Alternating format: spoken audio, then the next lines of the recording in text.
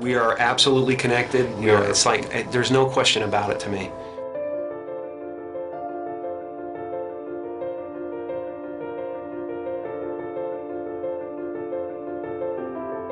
There's no separation. That's been physically proven by science. I think everybody's looking for something that they already have. I think the reason that we don't notice it is because we are so distracted by the human levels of our experience. Because you might not actually be what you think you are. The fact that we're already enlightened, we're already complete, and it's just realizing that you're complete. So everything we do to each other, or everything we see in each other, is us seeing ourselves. And yet the one thing that remains is this feeling of existence. I'm not a human being that has consciousness. I'm consciousness that is shaped into a human being. All of us are energy. A human being is a very complex pattern of energy. I always have been that energy, and I always will be that energy. I know this conceptually. Why don't we feel it? And just like an ocean is water in motion, we can call a certain part of that ocean a wave, but it gives us the illusion that the wave is a separate entity in the ocean. But a wave is not in the ocean, a wave is the ocean. And similarly, we might not be waves. Maybe we're the ocean. Maybe all of us are energy, and we can realize that directly.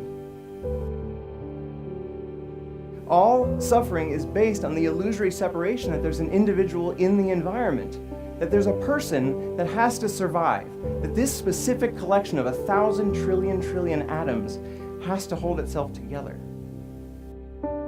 But if I realize directly that I am energy, and I realize that the body and the mind are a temporary manifestation of that energy, then I can fully accept the death of the body and mind as something that does not happen to me, because I was always energy and I always will be.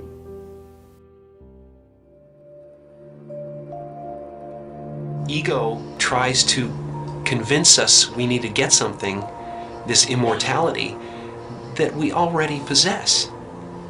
Ego is the voice in your head that says you're not as good as that other person. Maybe you need to do something else to make yourself better, to add to yourself. You know, and that's what it constantly is doing. It's trying to keep you from being you and me right now, loving this and loving this life.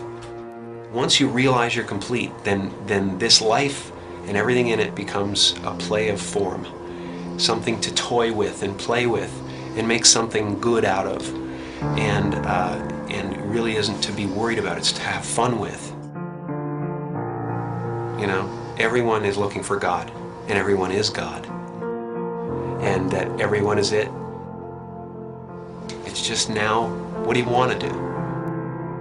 And once you realize that, then there's nothing you need. It's just play.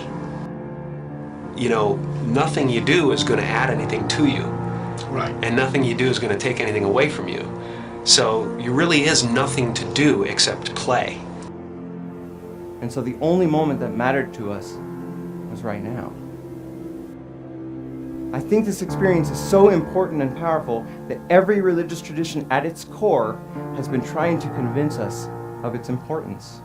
And if it's true, if the true end of all human psychological suffering is actually possible, it is the most important thing science could be studying.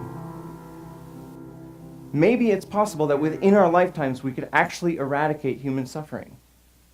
And what would the world look like then if every single one of us felt complete, felt whole, and felt interconnected?